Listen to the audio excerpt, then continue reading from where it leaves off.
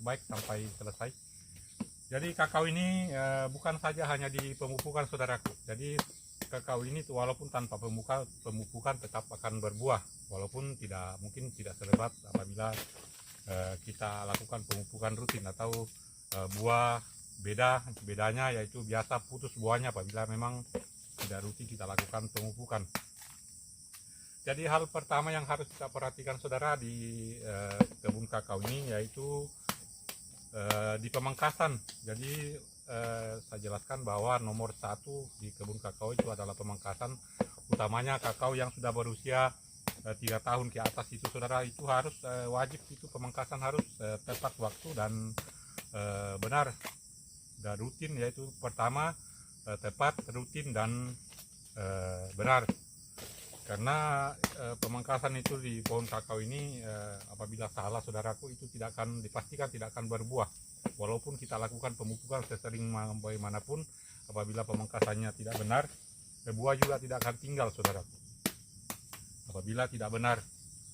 Jadi pemangkasan ini besar sekali pengaruhnya di kebun kakao saudaraku, terutama itu di hama. Jadi di sini saya jelaskan saudara bahwa di sini jarang sekali saya tuh melakukan penyemprotan hama. Jadi saya itu paling malas melakukan penyemprotan hama saudara. Jadi saya itu melakukan penyemprotan hama itu paling banyak sekali itu 4 kali 1 tahun. Itu pun paling sering sekali itu saudara, biasa hanya saya melakukan penyemprotan hama 2 kali 1 tahun di musim pertama dan musim kedua. Jadi di situ itu pun saya melakukan bukan karena pengeras buah, tapi itu karena nyamuk saudara di kebun. Jadi kita menyemprot apabila musim karena supaya kita aman dalam melakukan pemanenan, tidak ada nyamuk saudara.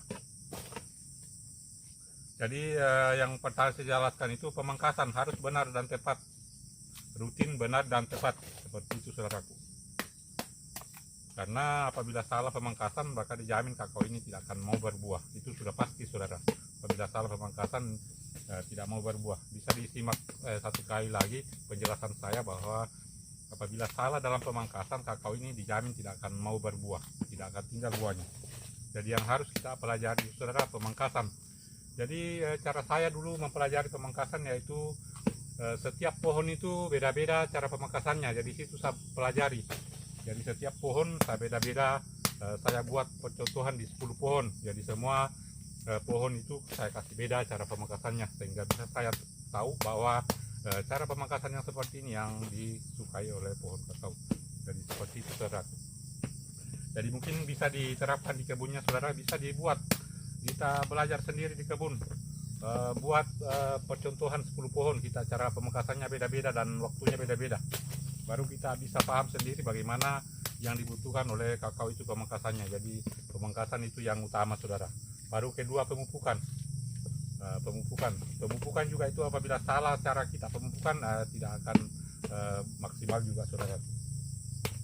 Jadi seperti itu, mudah-mudahan saudara saya bisa memahami. Jadi utamanya itu di pemangkasan. Jadi kedua baru pemupukan, seperti itu saudara. Ketiga yaitu pemanenan. Pemanenan itu harus sering saudara, paling lambat itu 10 hari. Itu sudah lambat sekali itu kita lakukan pemanenan, karena pemanenan itu adalah salah satu memutus jalur hama saudara. Kedua untuk pohon kakao kita tetap tidak stres saudara apabila dilakukan pemanenan sering. Lalu masalah hama juga banyak yang teman-teman yang bertanya. Kebun saya sudah saya semprot tapi tetap saja semuanya buah keras, satu dua saja yang bagus. Jadi penyemprotan ini saudara bukan juga faktor utama. Jadi saya jelaskan tadi bahwa penyemprotan hama ini bukan salah satu penyebab kakao itu tidak keras. Biar kita semprot bagaimana tiap minggu, apabila salah di pemangkasannya, tidak benar pemangkasannya, hama juga akan tetap banyak. Contohnya kakao saya ini saudara, ini tidak disemprot hama, disemprot hanya 2 kali 1 tahun tapi tetap sehat. Itu pun saya semprot lari saja saudara, tidak saya kasih basah. Karena pemangkasannya benar bisa kita lihat. Pemangkasan di sini sangat terang sekali saudaraku. Tidak ada, jarang sekali yang bersentuhan antar pohon daunnya. Itu sudah jarang, karena apabila sudah ada yang bersentuhan lagi itu saya pangkas lagi. Seperti itu saudara. Jadi jangan biarkan antar pohon itu saling menyentuh daun-daunnya, walaupun jarak tanam kakao saya ini 3 kali 3 meter, tapi sangat terang, tidak ada yang saling bersentuhan. Jadi itu utamakan saudara di pemangkasan, harus benar secara pemangkasannya. Jadi seperti itu, mudah-mudahan teman-teman semuanya bisa memahami. Salam untuk semuanya, tetap sehat dan tetap semangat saudara untuk merawat kebunnya masing-masing. Oke saudara, mungkin mudah-mudahan bisa bermanfaat penjelasan saya untuk teman-teman semuanya. Sampai di sini dulu videonya. Apabila dianggap bermanfaat, saudara bagikan ke saudara-saudara kita yang lain agar bisa paham tentang perawatan kakao.